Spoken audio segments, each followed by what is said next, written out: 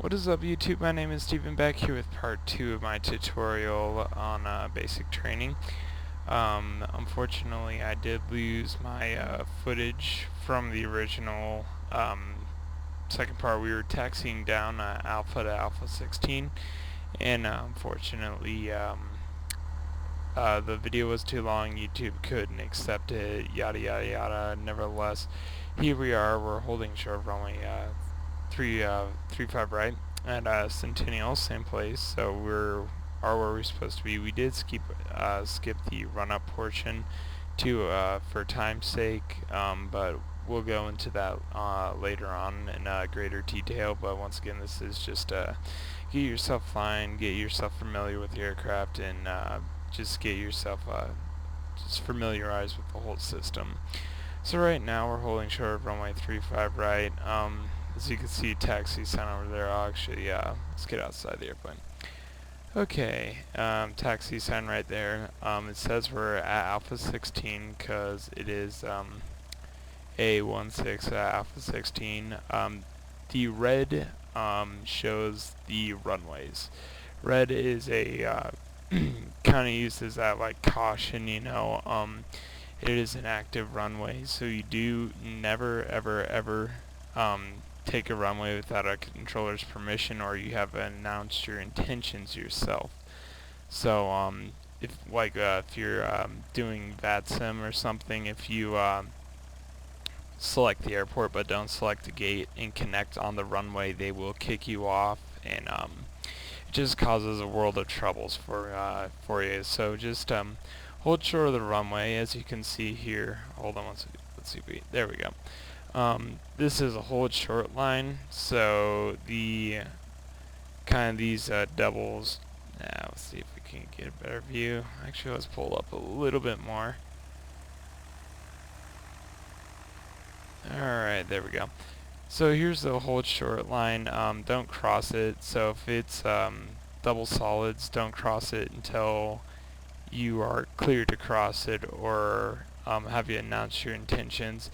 If it is the kind of the double striped line, you're cleared to cross it to get out of it. And to be clear of a runway, your tail section has to be clear. The entire aircraft has to be clear of that line right there.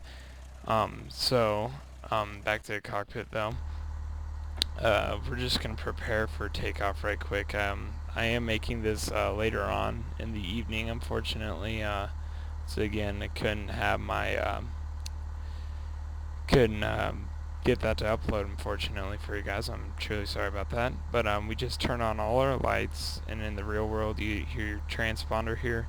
You turn from your standby mode to your encoded altimeter.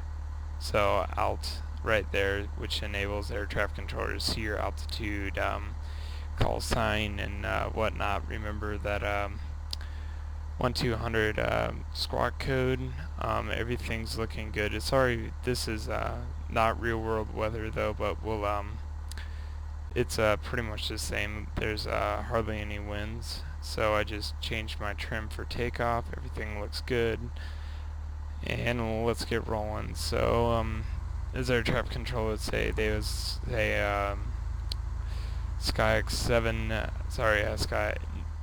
760 Papa Lima, clear takeoff runway 35 right, fly straight out. Now reply, flying straight out, clear takeoff runway 35 right, 760 Papa Lima. That's how you do an air traffic control transmission. You always, I cannot reiterate, repeat runway numbers, because they will come back and ask you, because those are very important that you get those right. So now we're going to smoothly advance the throttle to full. Try not to do any sudden movements with the throttle. It's just the wise thing to do. And we're rolling. Make sure our airspeed indicator's alive, and that's good. Our lights are on, so everything's good. And a good way to remember that is lights, and camera would be your transponder, and then action is the throttle. So we're going to rotate back, pull back on the stick. Right here, you should have rotated at 60, but I was talking a little bit too much. 55 or 60 is your ideal rotation speed. I like to rotate at 60, but obviously I went a little bit more than that, but that's alright. No harm, no foul, you know, we didn't do anything bad. So we're going to keep a nice gradual climb for until about 400 feet above before you start going into your crosswind. This leg that we're on is called the upwind. We're going into the wind, so we're going upwind. So we just passed 6,200, and that's 400 feet above the field elevation. So start a nice gradual 20-degree roll right there. These little tick marks right here, they indicate 10 degrees. Just keep it a nice 10 right there. And we are making left traffic pattern, so that means we're going to making all left turns. The way you could find how a airport or which runways have left or right traffic is go to what they call an AFD, which is Airport Facility Directory. And then from there you could look up for the runways, left traffic or right traffic. I'll probably go into that in a later tutorial. But once again, this is just the basics. So we're making left traffic. So if we were taking off 17, so the opposite. So if we were taking off going this direction, we'd be making right traffic because they don't want us doing any left traffic kind of east of the field due to that runway right there. So we're always staying remaining west of the field at Centennial. And we want to climb about 1,000 feet above pattern altitude. So right there, showing about 6.8. We'll kind of level her off, trim her down a bit right there. So, and we're good. And you could keep that throttle. You could pull it out a little bit. The engine is a little bit cold and it's not warm, so it won't be running at peak performance in the real aircraft, so it's kind of a little bit under right there, but I'm not going to move the yoke, but yeah, I'm not going to move the yoke, so, but you could keep it at full throttle, but wait till you're parallel with the runway, and we will make, we will be doing our landing on the parallel runway, not the 35 right. We're going to be doing runway 35 left. And we're parallel with it, so you could pull your throttle and start a nice gradual descent of about 500 feet a minute. We did climb a little bit because of my talking, but you should closely monitor your instruments, but remember to keep outside, look outside the airplane because you are doing visual flight rules. Like I said, 70-30, 70% outside, 30% inside. And we're descending right now, and we're under 110 knots on our airspeed indicator, so we could give her flaps 10, so that's one click on the flaps button, and we'll start a roll into our base turn. So we just went, that leg was called the downwind, so we were getting a nice tailwind. Now we're going to the base turn right now. So our base leg, which is pointing east. And there we go. And we turn our base, and we are within this white arc on this airspeed indicator, so we can add all other flaps can be added in here. So flaps 20 and 30 can be added. So we just added flaps 20. Keep within that white arc. Keep that descent rate going. Keep it nice and easy. You know, make it very smooth. Try not to do any rough movements. And now we're turning base to final, so all act as air traffic control here, and we made a really wide base turn. You would never do this in real life. I am in a flight simulator, but for all intents and purposes, let's say we're going through 3-4 right. We were supposed to be going for that runway right there, but we're going to be going for the one directly ahead of us. Right now you can see we are high on the VASI, which is Visual Approach Slope Indicator, and these indicate a slope of, I believe, 3 degrees down, and we did just add 30 degrees of flaps. I pulled some throttle and put our airplane into a nice descent, and just keep it nice and easy. Maybe over the numbers, so we've made the runway right now. You can pull your throttle to cut and make a nice gradual pitch back on the yoke, and we just touch down.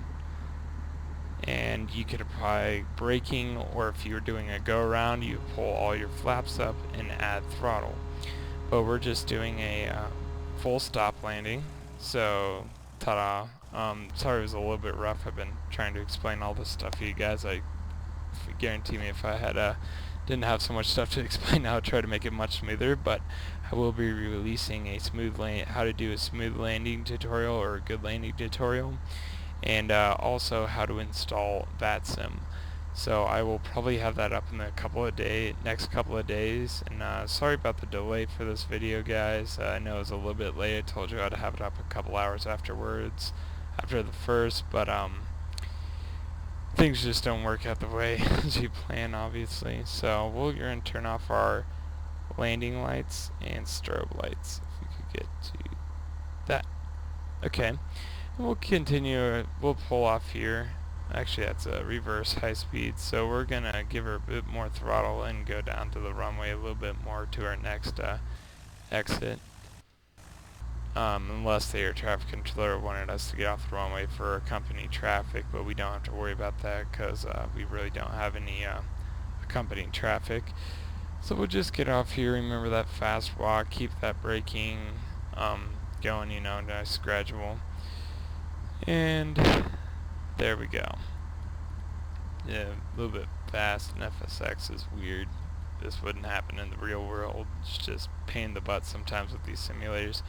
So normally you would do either a stop right here and you would give ground control a call, so it would be like Centennial Ground Skyhawk 760 Papa Lima. We are off at Alpha 11, looking for taxi to Area Alpha, and you reply back 760 Papa Lima, taxi to Area Alpha via Alpha. And I would say Area Alpha via Alpha 760 Papa Lima.